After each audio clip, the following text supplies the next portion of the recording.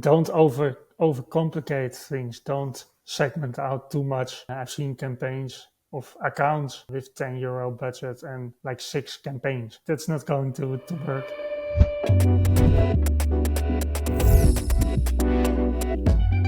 All right, GM, and welcome back to the PPC Mastery Podcast. Today I have another special guest, Geert Groot, or as the international community calls him, Geert Groot. Geert is he's a cool guy. You're a cool guy, Geert. What I respect about you is that you, in the PPC Hub, you're always sharing a lot of things with people, helping people behind the scenes, sharing your insights, and you specialize in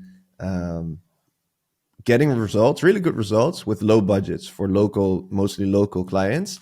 And that is super interesting to me because I never really worked with those types of clients. And it's cool to see that you have really cool approaches, which I can't wait to dive into, for how you have, before I thought it was 80, now it's already like 100 different clients that you're managing.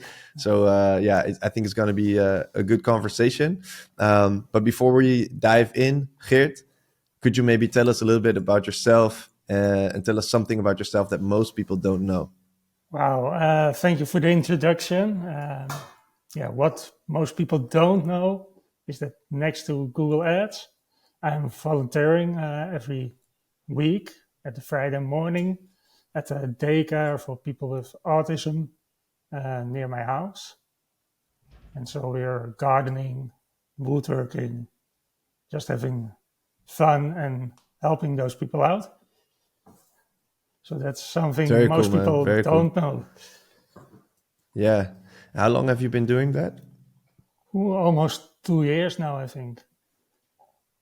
Very cool, man. Yeah. Must be nice to balance that with all the Google Ads work in your head and number crunching and stuff, and then just doing something like that.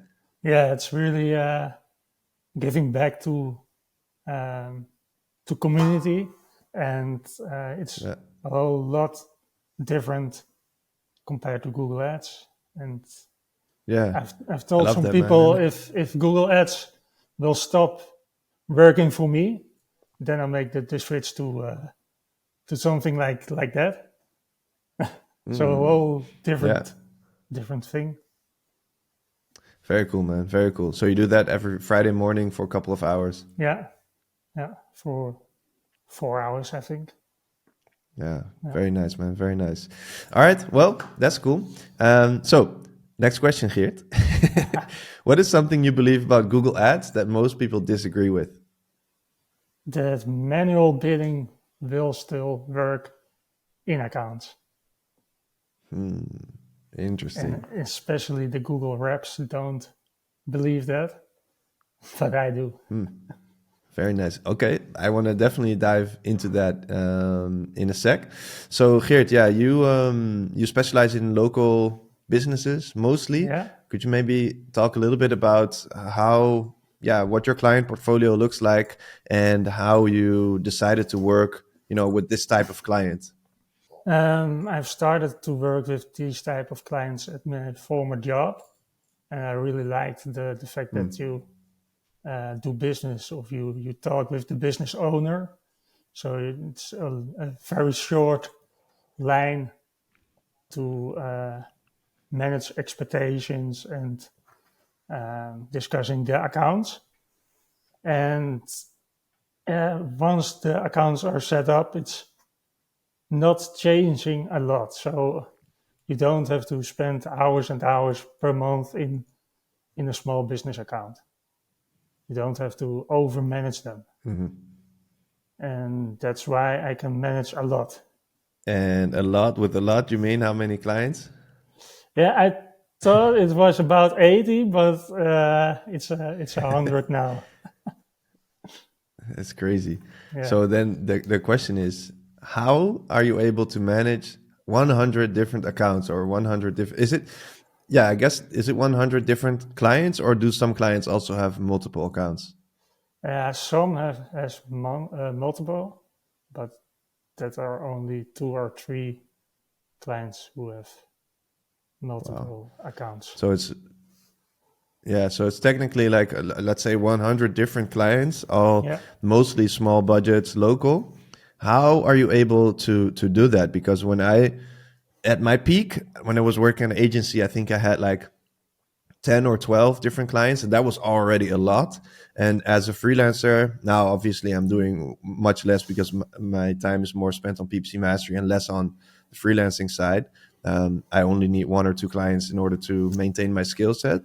But when I was full-time freelancing, I had 5 or 6 clients. That was the sweet spot for me. So how are you able to manage 100 clients?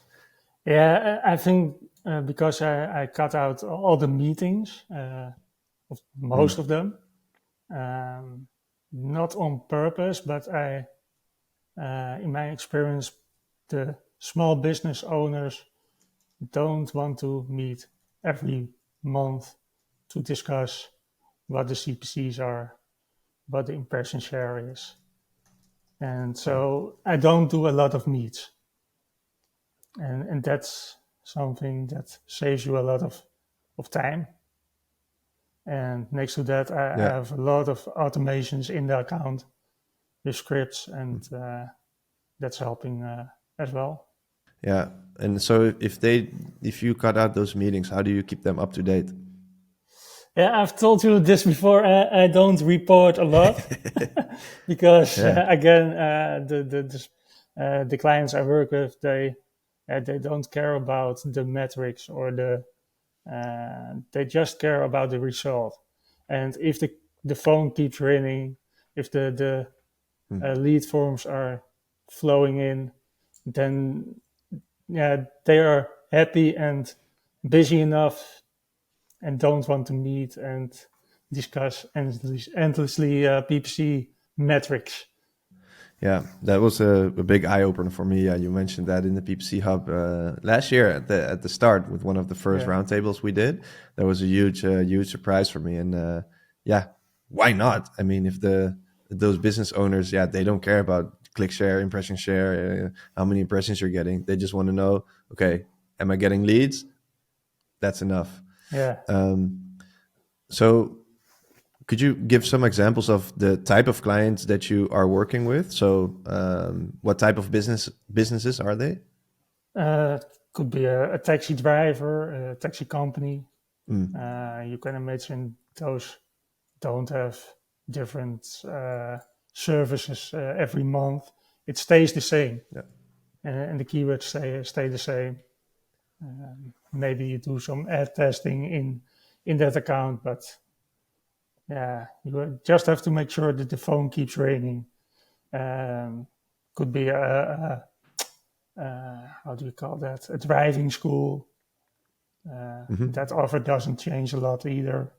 Maybe sometimes a promotion or an action for a driving lesson package, but it's not changing a lot.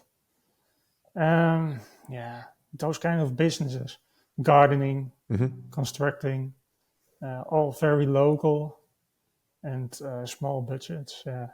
Could be 500 euros, 300 euros a month. Wow. Yeah, and what I think is really cool about you and the things that you're sharing is that even with such small budgets, you are able to really maximize the results. So I think that's super interesting because Bob and I, for example, in the Google Ads Masterclass, a lot of the things that we teach are for clients with a little bit more budget, you know. You need a lot of data in order to do the advanced tactics, all that stuff. But I think you have a really good fundamental understanding of Google Ads and what you must do to drive results, even with those low budgets. So I would love to dive into that because that's interesting to a lot of people, because a lot of Google Ads specialists also have these smaller local based clients. So from your experience, what are the key components of successful Google Ads strategy or a successful Google Ads campaign for those local small clients with smaller budgets? And how is that different from the ones with bigger budgets? Yeah, what I do in the small accounts when I start an account, I start with only a couple of keywords that are not too broad. I use exact. I use local keywords.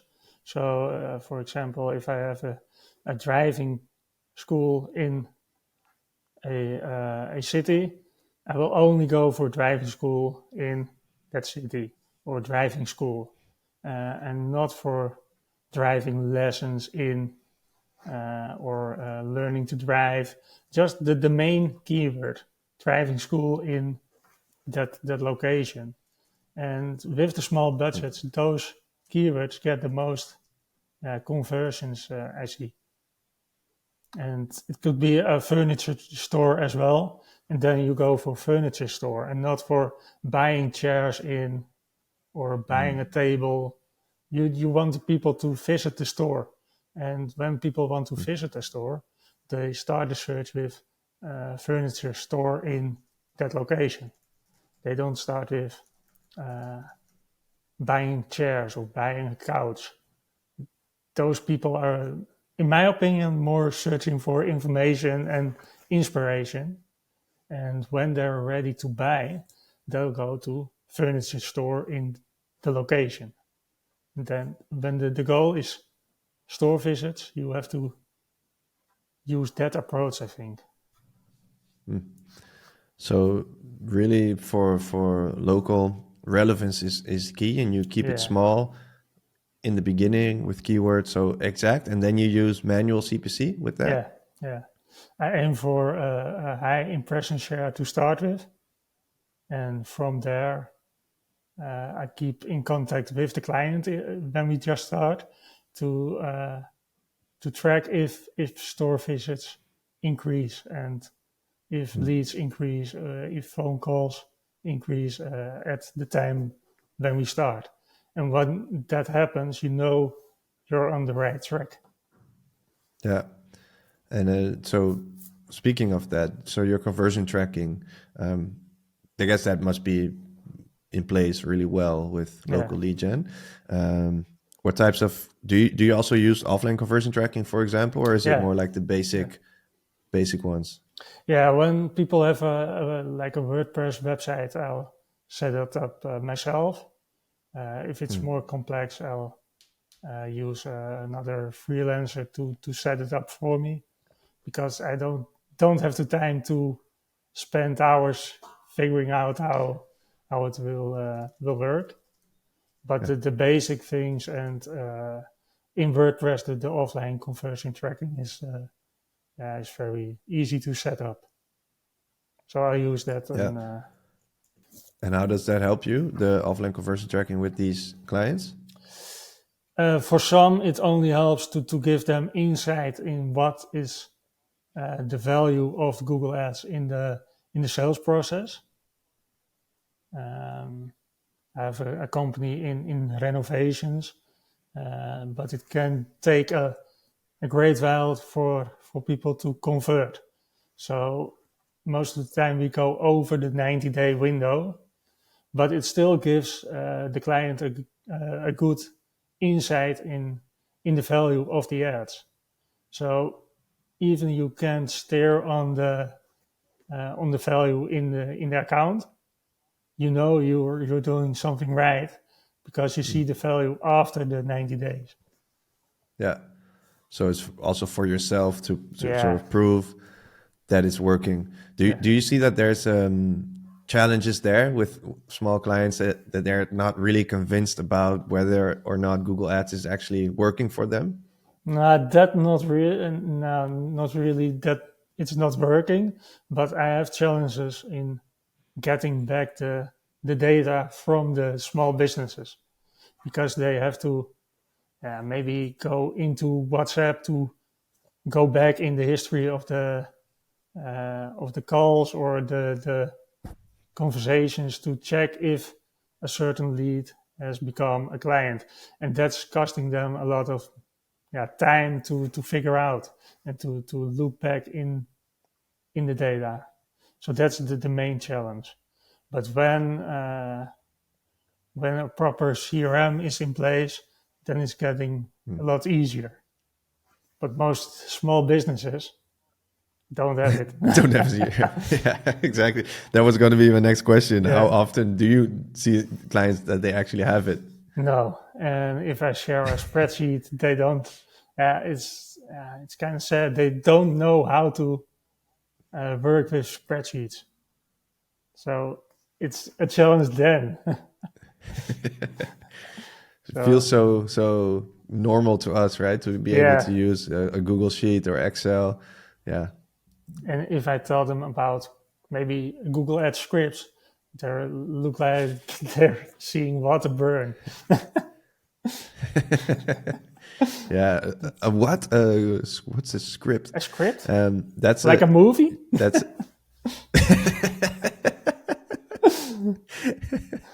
And you make movies with ChatGPT, Geert? Or what? Not yet.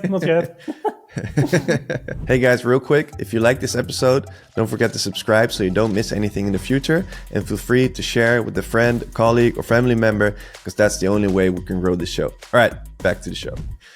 Yeah, so the next step is then that I would love to understand is how you, if you have, your campaigns, your keywords, everything set up, how do you do the bid management for the clients? Do you just stay with manual CPC, or after a certain time and conversion amounts, do you switch to smart bidding? Yeah, when I see conversions coming in, I'll start testing smart bidding against manual.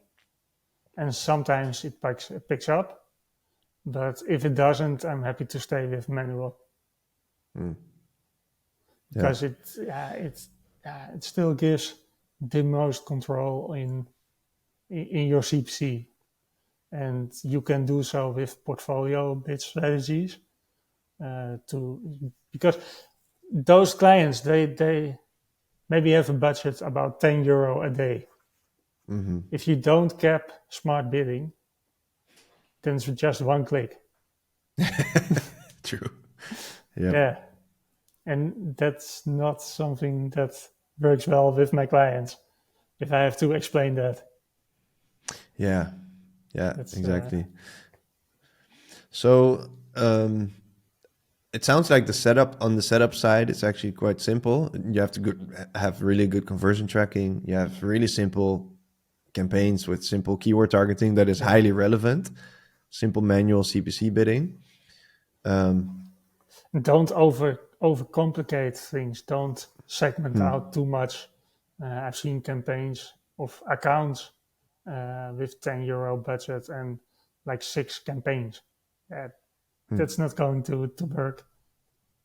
Yeah, I think that's probably the key. Like, keep it simple. Yeah. So in terms of optimizations, then what do you do? And I would love to dive into the automations as well, because I know that you're always working with scripts and creating your own stuff. That's super cool. But in terms of optimization, how do you prevent over or under optimizing with so little data, with so many different clients? Yeah. First of all, in every account, I have the script by 𝗚𝗚𝗍 𝗏𝗍, the change history script, because every client has the Google Ads app. And if they apply something not on purpose, then I want to know, because I want to understand what happens in the account. And most of them, after a couple of months, know they don't have to push buttons in the app or in the account. So that's a lifesaver.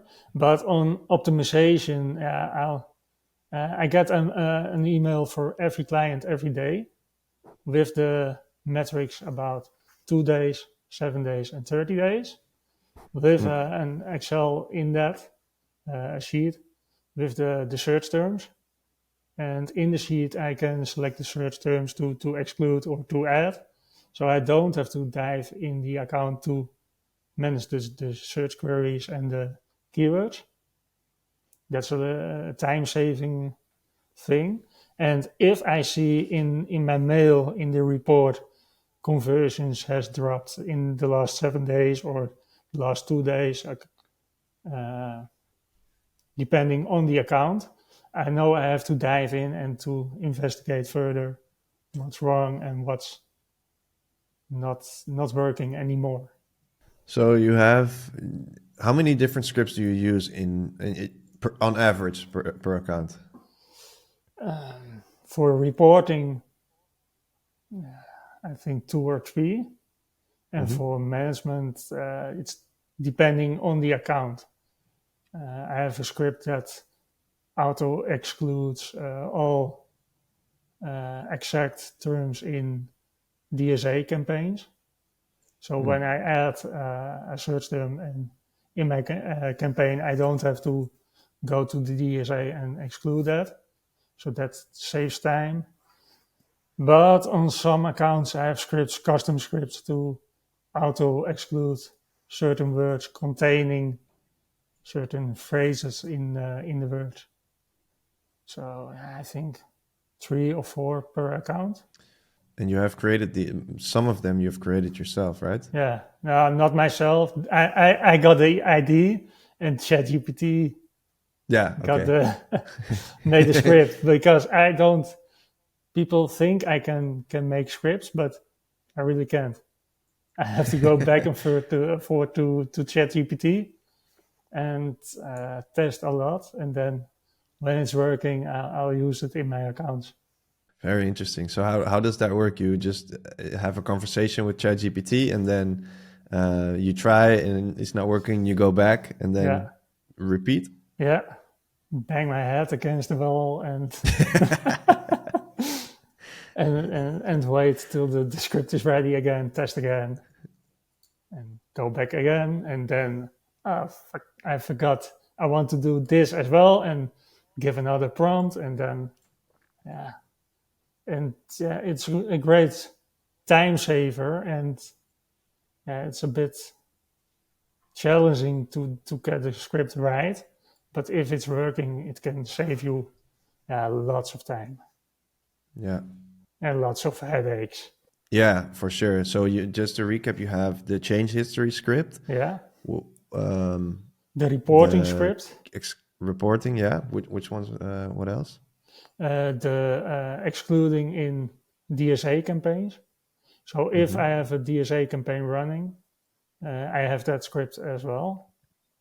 And then some custom scripts depending on the account. And most of them are auto excluding certain search terms. And as an example, I have a flooring company, and I saw a lot of search terms coming in with water stains on the floor, or wine stains, or chocolate stains, all different type of stains. And in English, you just exclude stain and stains, but in Dutch, you have 𝗏𝗏𝗃. It's one word, 𝗏𝗏𝗃𝗀, wijnvlek, wijnvlekken. And you can't imagine how many type of vlekken there are in Dutch language. So I made ChatGPT made a script for me that when the string contains vlek, it excludes. And I think in that list, there are about 1,000 different search terms. Wow. Already. And wow, interesting. You can apply that on any account where this is happening. Super interesting, man.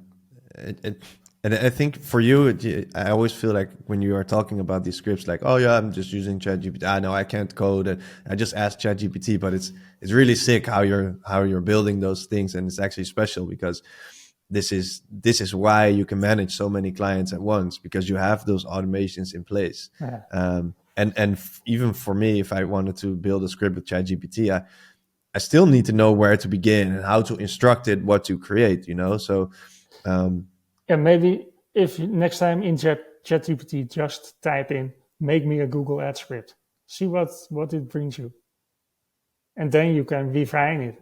Yeah. And then you say, I want to do this with the script. And then, it auto generates the script for you. So it's not that difficult. Most of the time it's fine tuning. And having the idea. Yeah. And what I tend to do when I see or I'm doing things multiple times a week in a Google Ads account, I start thinking, how can I automate this? How can I make this easier and more time efficient? And most of the time, a script can help with that. Yeah. Also for your campaign creation, right? Yeah. That's a nice one as well. Yeah. Yeah, and it's really, I don't like writing ad copy that much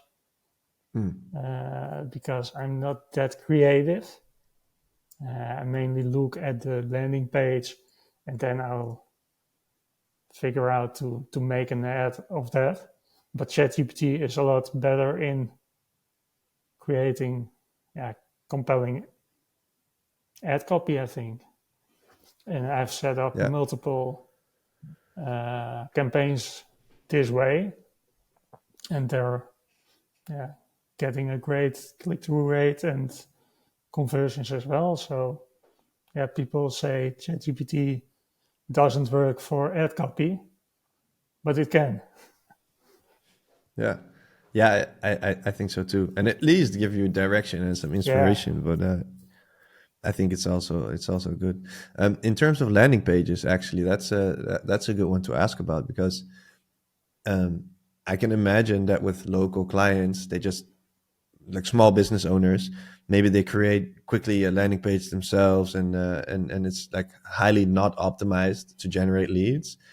Do you create your own landing pages for those clients, or how does that process work? No, I don't create them myself. I refer them to a developer who can, or a web designer who can.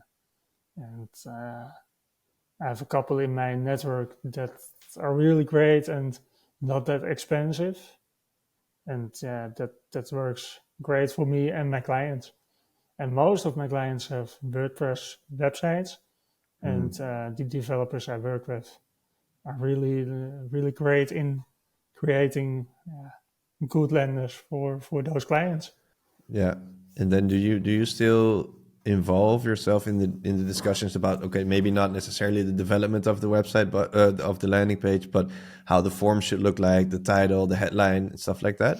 Yeah, the forms I tend to keep short and not too difficult in a lot of questions, or it's up to the client to convince the one that sends in the form to take the offer. But I think when you have a form with 20 fields, that will scare away the people on the page, especially for local services. You don't have to receive a lot of information from the visitor. Like the driving schools, it only needs a name, a telephone number, and maybe an email address. And then you're basically there for that service. You don't need the date of birth yet. You don't need the address. You don't need the city. You just want to know, who is it, how can I reach you, and then send in the form and let the client call the visitor. And that's, again, so don't overcomplicate things. Yeah, that's probably the core message if you're working with small clients, even with big clients, anywhere, anything you do, just don't overcomplicate it. But with the big clients, most of the time they have a sales department that's handling the leads, and the sales department wants every single thing they can know about the client they want in the form, so they can do the sales call more efficient, I think. And I think you lose some conversions that way. You mean what do you mean you lose conversions? Because people don't want to fill in a very long form. So like that. Yeah. yeah, and with the small budgets, you don't have a lot of conversions, so you have to make it as easy as possible for people to contact the client. Yeah, true. And then usually it's just the business owner themselves that pick up the phone and make the calls. Yeah. Yeah, and I like that as well, because when we start with accounts with small budgets, most of the time when the account runs like a month, the business owner will let me know, okay, this is going well, my phone is ringing, or leads are coming in. And I also make sure to check lead quality. Like the construction company, when I see a lot of leads, I'll go call the owner, asking about the quality of the leads. And it will happen that Google will go after small orders, like fixing a window instead of renovating a whole house. And the goal is to get those renovations and not fixing a window or a door. And when the smart bidding of Google figures out it can get a lot of low value conversions, but those are easy to get, it will go after those. And you can see that in search terms, but most of the time you will hear from the client as well, okay, I'm getting a lot of calls, but not for the service I want to offer.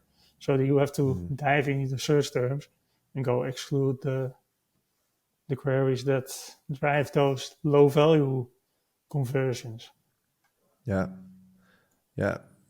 High relevance is so important. Yeah, and you can see that in the conversion itself, but you have to keep in contact with your client to ask if the quality is good enough. And do you have any? This is maybe a cool final question here. Do you have any cases? Well, not necessarily a whole case study, but examples of a client that you helped that came to you. They were really small, and Google Ads worked really well, and you saw that their business really took off, and it was really nice for the business owner because you're working directly with the business owners. Maybe you had a positive impact on their business, their life, etc. Do you have any cool examples to share? I'm working for a car rental company who started out with about €300 budget, and now it's, I think, 10 times that. And we use offline conversion imports for that as well, call tracking, and along the way we added a few things to measure as the conversions, and that one is scaling and still scaling and growing bigger and bigger.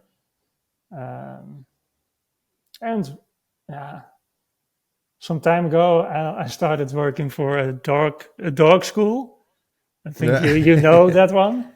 And I think what I get back from the client, it's really working for that. This client is my sister. Yeah, you put the bar high. You sent me your sister to work with Google Ads, and I was like, oh fuck! Now Niles is watching what I'm doing. But I think it's working for that that client as well, and it's really low budget. It's not really high, but I think good conversions are going on there, and I'm hoping to scale that one as well. Yeah, it's nice. It's as you said, like I think you started working together last year, somewhere after summer or so, maybe in Q4 or Q3. And my sister is really happy working with you, and the results are great. They speak for themselves, and it's really cool because she's still like in a startup phase, and I knew that she didn't have a lot of budget to spend on Google Ads, but when they started, they had like the smart campaign with no tracking, just all trash. I was like, Miles, what have you done? Yeah, exactly. No, I didn't even No, I know. work. I didn't even manage anything, but I thought, oh yeah, you need to work with Geert because this is his specialization. And yeah, a few months later, it's going really well. So Yeah, kudos to you. Otherwise, I had to kick you out of the PPC Hub, of course. of course. Found a member or not, just go. Get out of here. Fired. Nah. Yeah. Nah, jokes aside, man. Cool. So I think you shared a lot of great insights. I think, yeah, we could talk for 5 hours about running Google Ads for a small clients. And there's obviously a lot of things that we haven't mentioned yet. But let's move on, because I have a few rapid fire questions for you, Geert. Oh, dear. And as I said, I haven't shared these with you. It's just, I'm going to give you 2 options and you choose one of the 2. No explanation. No, it depends. No, it depends is illegal. Okay. So it's just this or that. So let's start. PMax or standard shopping? This is very common, of course. Standard. PMax for lead gen, yes or no? No. Ooh. Google has advertisers' best interest in mind. Agree or disagree? Disagree. Broad match, yes or no?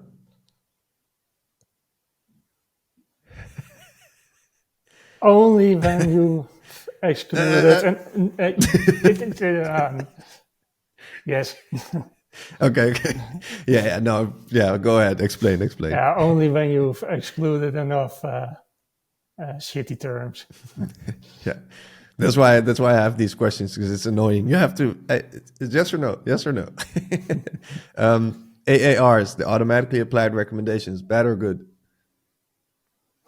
Really? Bad. Okay.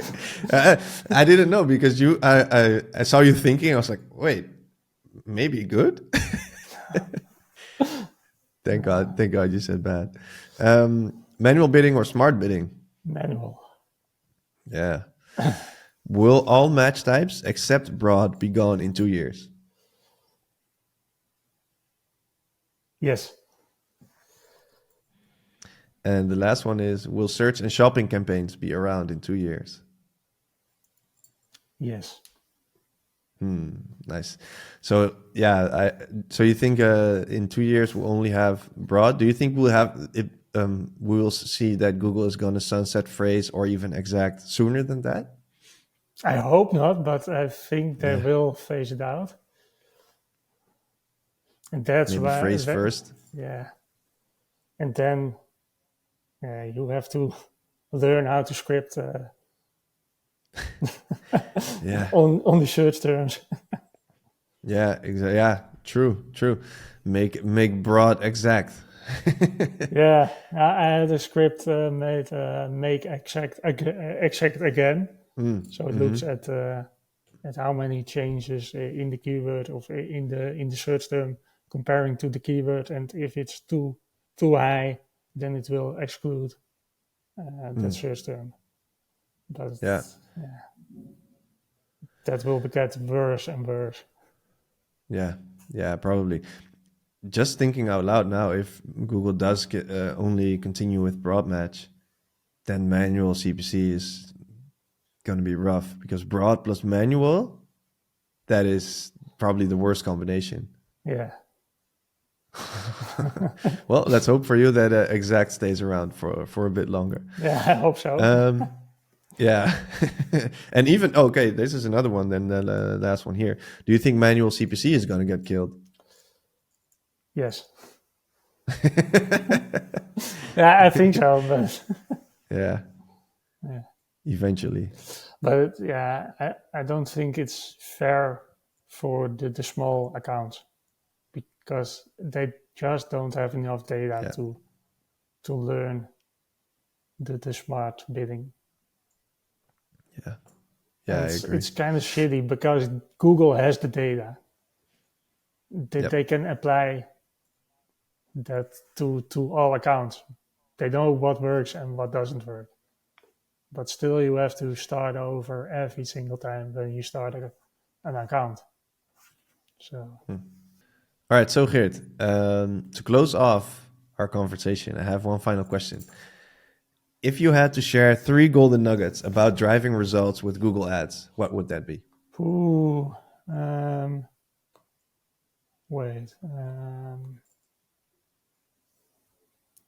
overcomplicate the campaign structure. Make sure your client and you are on the same page on what to track as conversions, where to steer to, and automate the shit out of the campaigns, because it will save you tremendous time on account management. And once you automate, you can keep your fee low as well. You don't have to spend hours and hours in small budget accounts. So don't overcharge your client. Yeah, I think that's a noble thing that you're doing, because a lot of people will probably just think, okay, I'm doing less, but I will charge the same or even more. I'll cut my fee if I feel like it's not adding up. Yeah. That's definitely noble. That's noble. And I have one last advice: get rid of toxic clients really fast. Yeah. What are some of the biggest red flags for you? Calling every single day, sending WhatsApp every day, not listening to your advice and going against that. So I don't think that will work in the long term. Of course, you don't have to agree on all, but if every single thing you're trying to explain gets